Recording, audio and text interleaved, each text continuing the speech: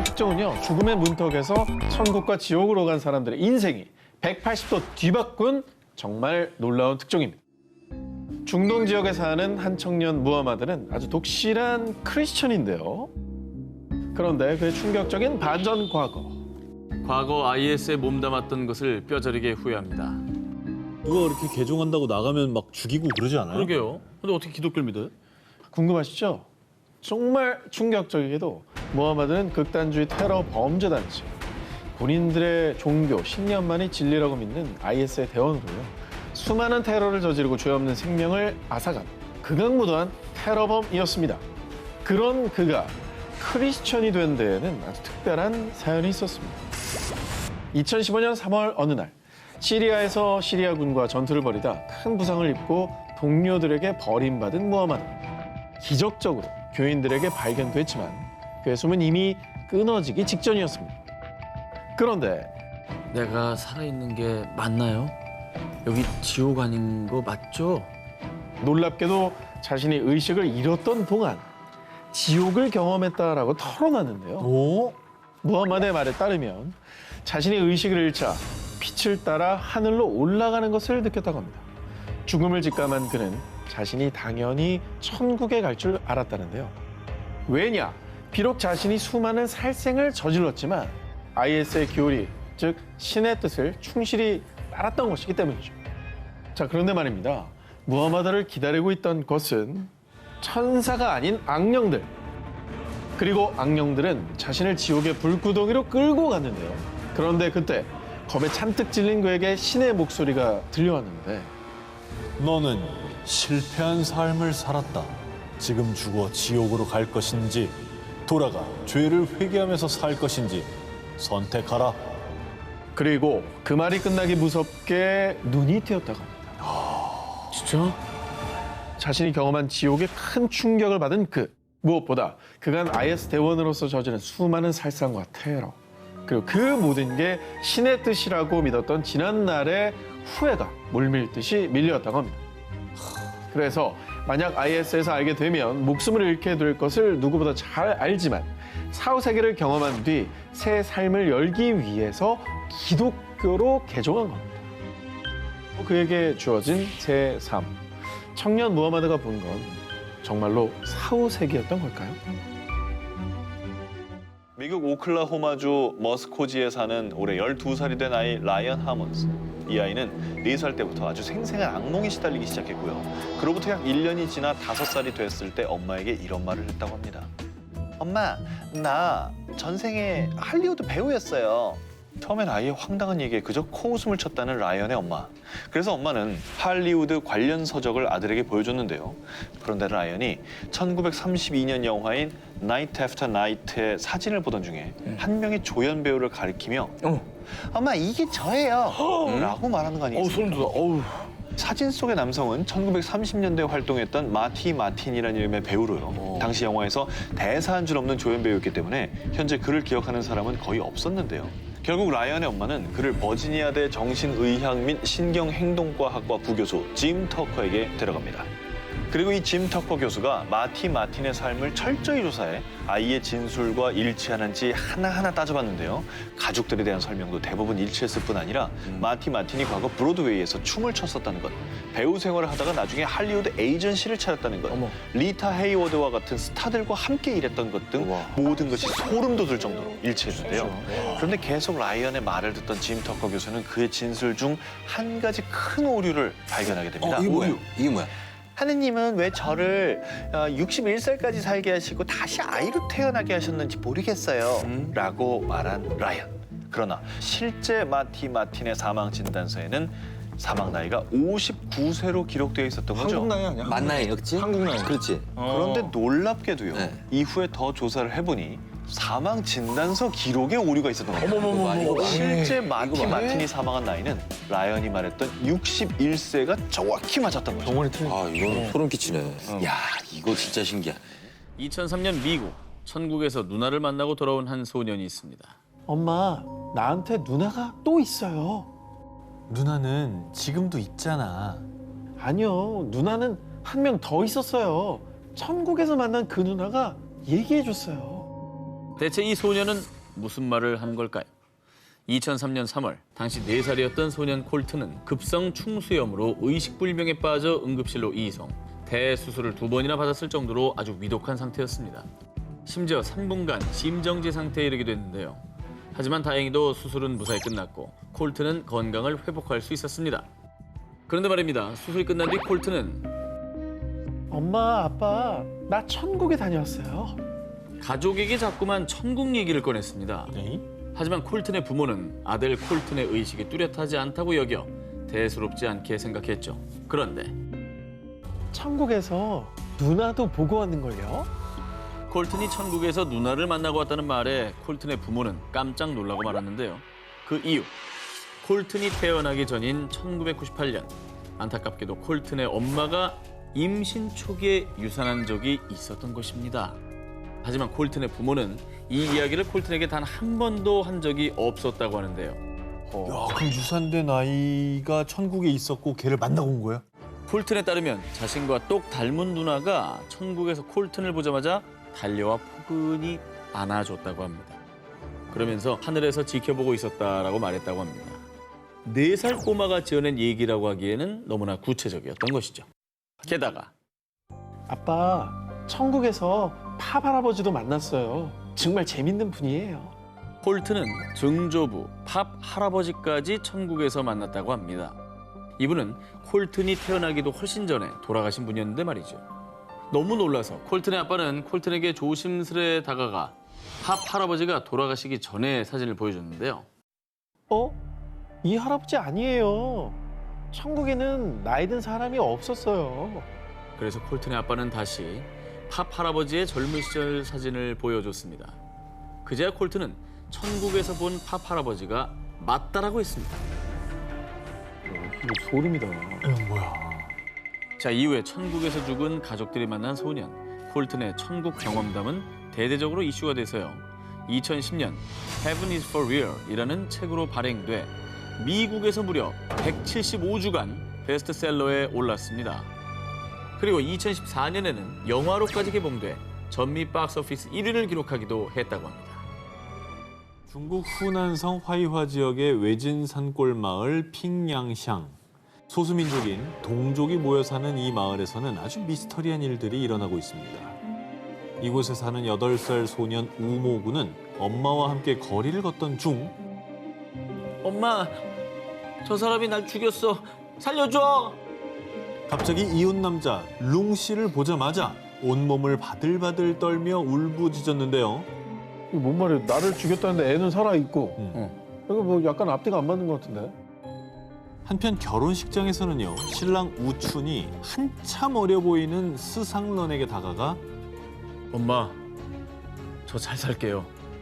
엄마라고 부르기까지. 자, 그런데 이 모든 기이한 상황에 마을 주민들 그 누구도 놀라지 않았습니다. 무슨 말이에요? 뭐 어떤 얘기가 펼쳐지고 있는 거예요? 이 미스터리한 일들을 겪은 이들은요. 일명 재생인으로 불리는 환생한 사람들입니다. 첫 번째 재생인 핑양샹 마을에 사는 소년 우모군은요. 전 사실 전생에 돼지였어요. 자신이 전생에 외할아버지가 기르던 돼지였다는데요. 게다가 같은 마을에 사는 도축업자 룽 씨가 전생에 자신을 죽였다는 주장까지 했습니다. 그런데 정말로 과거에 룽 씨가 소년의 외할아버지가 기르던 돼지 한 마리를 잡은 적이 있었다는 거죠. 돼지가 사람으로 환생했다는 얘기네. 그리고 아까 결혼식 장면 기억나시죠? 네네. 핑양샹 마을의 또 다른 재생인 스상런은 전생에 셴시라는 마을에 사는 24세 여성 야오잔이었다는데요. 전생에 아이들을 두고 먼저 눈을 감은 게 내 한이에요. 전생에 우춘이라는 아들과 우메이라는 딸을 두고 본인은 지병으로 사망하게 됐다는데요. 그리고 그녀는 환생을 한 뒤 전생이 자꾸 기억나서 11살 무렵 직접 셴시 마을에 찾아갔는데 그런데 그곳에 정말 우춘과 우메이라는 남매가 살고 있었고요. 심지어 남매의 모친은 지병으로 사망한 야오잔이었습니다. 그럼 그렇게 바로 환생을 한 거라는 거예요? 이거 소름 돋네, 이거.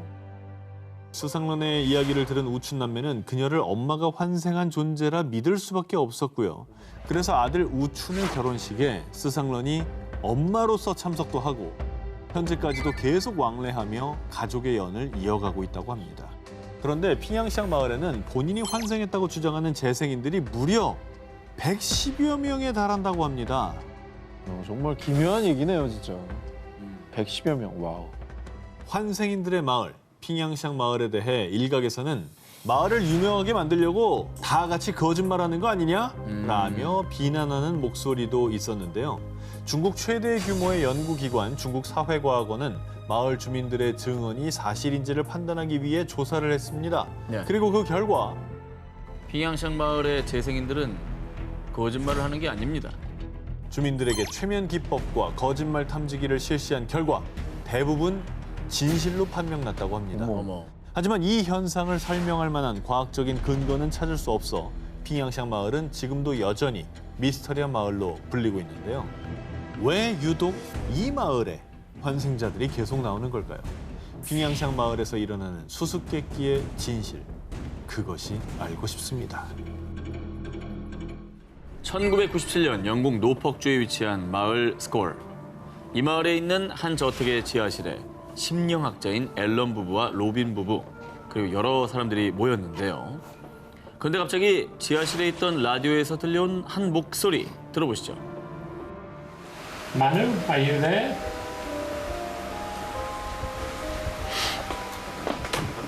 Emily? Yes. Hello, Manu. Thank you, Manu. 뭐야, 대답했어? We would like to ask the question of the appearance of your space.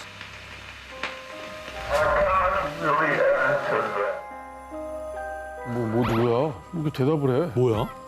마누라고 그랬죠, 마누. 만우가 누구예요? 되게 옛날 이름이잖아. 만우가 사는 세계라니. 자, 이 영상은요. 1993년부터 5년 동안 실제로 진행된 죽은 자와 교신하는 일명 스콜 실험입니다. 라디오 속 목소리의 주인공인 마누는 이승과 다른 세계 사이의 문을 지키는 문지기, 즉 사후세계에 존재하는 자라고 합니다. 무슨 소린가 싶으시죠? 쉽게 말하면 죽은 자와 교신하는 실험을 했고요. 성공까지 한 겁니다. 진짜?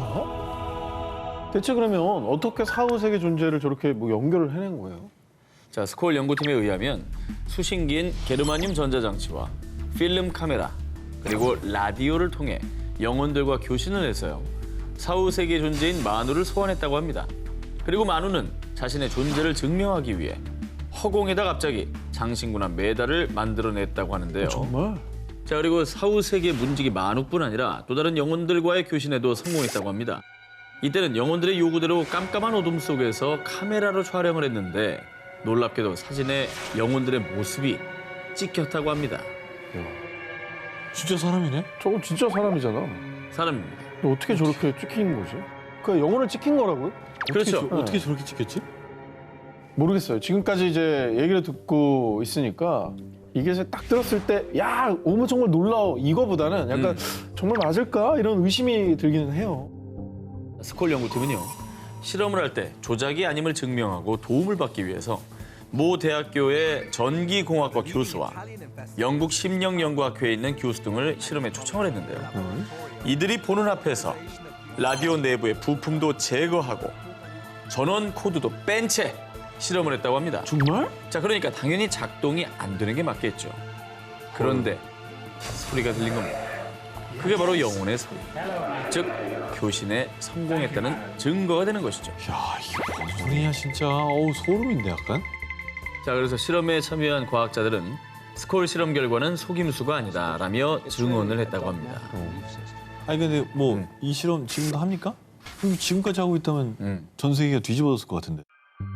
1998년 1월 실험을 시작한 지 5년 만에 스콜 실험이 갑작스레 중단됐습니다. 그 이유가 무엇이었냐? 사악한 영혼들이 우리가 사는 세상으로 넘어오려고 했습니다. 그래서 그만뒀습니다. 스콜 실험 연구팀에 따르면 죽은 자들이 자신들이 드나들 수 있는 문, 빈 유리관을 설치해달라고 요구했는데 이 빈 유리관에서 사악한 기운의 영이 나타난 겁니다. 이에 연구팀은 제어 불가능한 끔찍한 일이 생길 수도 있다고 판단해 결국 실험을 중단했다고 합니다. 이 실험을 보면 어쨌거나 인간이 사는 세상도 있고 사후 세계도 있고 뭐 이런 게 증명이 된 게 아닌가. 죽은 자들과 교신하는 스콜 실험, 그들이 사는 사후세계는 대체 어떤 곳일까요? 이번엔 고대 이집트의 사후세계에 대해 좀 더 딥하게 알아보겠습니다. 고대 이집트 문화의 상징과 같은 피라미드, 이집트 왕 파라오들은 역대 가장 크고 화려한 피라미드를 완성하라. 생전에 자신들의 왕궁보다 무덤인 피라미드를 건축하는 데 더 온 정성을 다했습니다. 한 예로 이집트 제4왕조의 제2대 파라오 쿠프 왕의 피라미드는 높이 146m에 총 면적 260만 제곱미터, 무려 축구장 111개를 합친 어마어마한 규모를 자랑합니다. 이게 뭐 오죽하면 불가사이겠어요. 그리고 무덤의 주인인 망자의 육신도 온전해야 사후세계에서 부활할 수 있다고 믿어 시신도 미라로 만든 것이죠. 사후세계에 대한 진정한 믿음이 있으니까 영생을 위해서 현세에서 저렇게 피라미드, 미이라까지 만들어가면서 노력을 했다라는 거죠. 그렇습니다. 그래서 현세에서 만반의 준비를 하는 건데요. 자, 그런데 앞에서 망자가 영생의 자격을 얻기 위해 사후세계인 두아트를 여행한다고 했죠. 그때 여기서 꼭 만나야 하는 이가 있습니다. 바로 신 오시리스. 사후세계인 두아트의 왕 오시리스가 망자에게 영생의 자격이 있는지 생전의 죄를 심판한다고 합니다. 망자의 심장을 추해달라. 망자가 생전에 도덕적인 삶을 살았다면 망자의 심장이 추 반대쪽의 깃털보다 가볍답니다. 그래서 심판을 받은 뒤 통과를 하면 망자는 부활해서 사후세계 천국인 아루에서 영생을 하게 되고요. 하지만 반대로 이 심판에서 생전의 죄가 많은 걸로 나오면 영생은커녕 혼이 소멸당해 영원한 죽음을 맞이하게 된다고 합니다. 이거는 영화 신과 함께에 나오는 내용하고 좀 비슷한 것 같아요. 맞아요. 귀인이 되는 조건을 심사한 거네요. 육신이 죽은 뒤 다시 한번 운명을 결정하는 사후세계의 심판. 어쩌면 우리가 사는 현세는 사후세계의 삶을 결정짓는 여정이 아닐까요? 1962년 레바논의 한 마을. 평소 심장이 좋지 않던 20대 여성 하나는 첫째 딸 레일라와 둘째 딸 갈랄에 이어 셋째 아들을 출산한 뒤 건강이 급격히 악화됐는데요. 하나는 자신의 삶이 얼마 남지 않았다는 슬픈 예감이 들었습니다. 그러던 어느 날 여보, 난 곧 당신 곁을 떠나겠지만 환생해서 다시 돌아올 거예요. 남편 파루크에게 이런 의미심장한 말을 남겼고요. 그 뒤로 몇 년간 더 투병하다 결국 눈을 감고 말았습니다. 아 근데 자기가 죽을 걸 어떻게 알고 그렇게 얘기를 했을까요? 예, 저런 건 진짜 말하는 사람도 듣는 사람도 가슴 아프죠. 그렇죠. 그런데 말입니다. 하난이 사망한 지 열흘 뒤 레바논의 또 다른 마을에서는 어여쁜 딸 수잔이 태어났는데요. 그런데 수잔이 2살이 될 무렵 나는 하난, 내 딸 레일라. 이렇게 알 수 없는 말을 반복하더니 파루크, 갈라레 등 수잔의 부모는 생전 처음 들어보는 이름들을 얘기했는데요. 오, 이거 아까 그 죽은 하나의 딸들 이름이잖아요. 갈랄에, 레일라. 맞아. 맞습니다. 수잔의 부모는 대체 무슨 일인가 하다가 혹시나 마음에 수잔이 언급한 이름들을 수소문해서 결국 하난의 가족들을 찾았습니다. 그런데 하난의 가족들을 본 수잔은 놀랍게도 한 명씩 손으로 짚으며 그들의 이름을 정확히 다 맞췄고요. 그 뒤엔 수잔이 종이에 7자리의 숫자를 적었는데 이 숫자는요. 하난의 집 전화번호와 일치했다고 합니다. 야, 이거 진짜 소름이다. 너무 이상하다, 너무 이상하다. 그리고 놀라운 건 이게 끝이 아닙니다. 수잔은 첫째 딸 레일라와 둘째 딸 갈라레를 보며 옛날, 수술 전, 보석이라는 말을 했는데 알고 보니 생전에 하난이 자신의 보석을 딸들에게 나누어 주라고 오빠에게 유언을 남겼던 겁니다. 아 너무 안 믿긴다 이거. 그런데요. 수잔이 성인이 된 뒤의 모습이 또 놀라움을 자아냈는데 어머, 비슷하다. 아니 이게 진짜 지금 닮았다. 사실은 뭐 이렇게 뭐 눈매나 콧볼 쪽이나 이렇게 앙 담은 인매 쪽이 특히 인매가 저는 비슷하다고 닮았어. 인매가 닮았어요. 환생을 예감하고 다른 모습으로 가족을 찾아온 여인. 그녀를 환상하게 만든 건 과연 무엇이었을까요? 2012년 호주 멜버른에 사는 청년 백 맥마흔은 큰 교통사고를 당한 뒤 의식을 잃고 혼수 상태에 빠져 있었습니다. 그런데 다행히도 얼마 안 가 의식이 돌아와 가족들이 한숨을 돌리고 있던 그때 아들, 너 지금 뭐라고 했니? 다시 말해봐. 오 여보, 우리 아들 맞아요? 눈을 뜬 맥마은이 간호사에게 실례합니다. 굉장히 아프네요라고 한 말을 들은 가족들은요. 이 귀를 의심한 만큼 크게 놀라고 맙니다. 그 이유는 호주 사람인데요. 네. 영어가 아닌 중국어로 말을 했기 때문이죠. 春节来了，那么小明打算怎么过呢？ 아니 저 사람 지금 완전 표준 발음이에요. 발음이 좋네. 그냥 배워서 하는 말이 아닌데? 표준어죠, 표준어. 성조를 잘 지키네요. 그런데 더 놀라운 점은요. 유창한 중국어도 모자라서 중국어로 부모님 사랑해요라며 난국 회복될 거예요라고 쓰기까지 했다는 겁니다. 쓰기까지. 참고로 벤 맥마은은 고등학교 때 잠시 중국어를 배우긴 했지만 당연히 유창하게 말할 수 있는 수준은 아니었다는 거죠. 그리고 더 놀라운 사실은요. 사고 후 중국어를 할 수 있게 되면서부터 모국어인 영어는 잘하지 못하게 됐다는 겁니다. 무슨 얘기죠 이건 또? 참고로 보통 저런 현상이 일어난 뒤 며칠 만에 이제 언어 능력을 다시 상실하는 경우가 많습니다. 정말 초능력처럼 왔다 순간적으로 가는구나, 그냥. 왔다 가는 거죠. 네. 그런데 백맥마는 이후에 상하이에서 석사 과정까지 밟았고요. 중국에서 TV 프로 MC 패널로 다양하게 활동을 하고 있다고 합니다. 과연 맥마은에게 어느 날 갑자기 생긴 외국어 능력은 정말 사고 때문이었을까요? 진실 혹은 거짓! 히가시노 게이고의 패러렐 월드 러브 스토리라는 소설이 있습니다. 사랑을 뇌파로 조정을 해요.